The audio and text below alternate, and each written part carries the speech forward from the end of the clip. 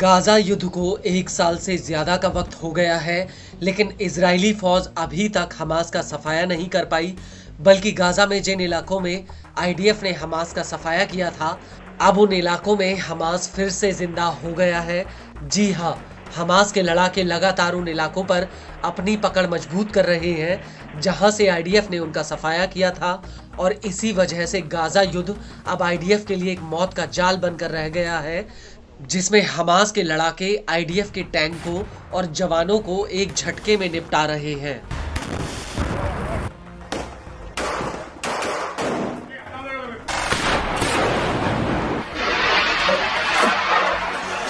लेकिन गाज़ा के भीतर हमास अकेले इस जंग को नहीं लड़ रहा, बल्कि गाज़ा के तमाम छोटे बड़े प्रतिरोधी समूह अब हमास के साथ एक हो गए हैं, और ये सभी मिलकर अलग अलग फ्रंट से आईडीएफ के ऊपर भीषण हमले कर रहे हैं।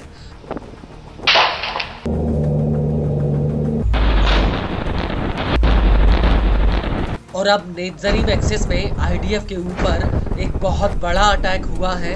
दरअसल फिलिस्तीनी इस्लामिक जिहाद की सैन्य शाखा अल कुद्स ब्रिगेड्स ने नेत्ज़रीम एक्सिस में आईडीएफ की चौकियों पर जमकर रॉकेट दागे हैं।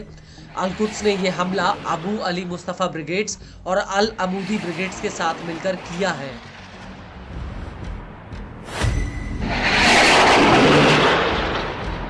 अल कुद्स ने इस हमले का बाकायदा एक वीडियो भी रिलीज किया, जिसमें साफ दिख रहा है कि कैसे अल कुद्स का एक लड़ाका जमीन पर ईंटों के ऊपर लॉन्चर फिट करता है और फिर इन लॉन्चर्स में रॉकेटों को लगाता है।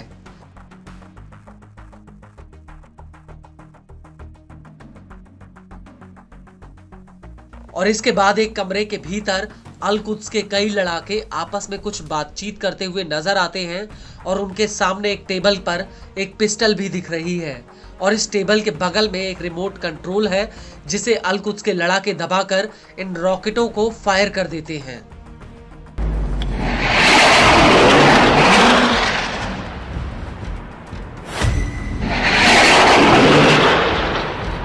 और इसके बाद एक लड़ाका घनी हरियाली में छिपकर एक लॉन्चर में बड़े बड़े रॉकेट भरकर उन्हें दनादन नेत्ज़रीम एक्सिस की तरफ फायर कर रहा है। गौर करने वाली बात यह है कि अल कुद्स ने इस वीडियो के बाकी हिस्से को धुंधला कर दिया है, जिससे आईडीएफ इस हमले वाली जगह को पहचान ना पाए।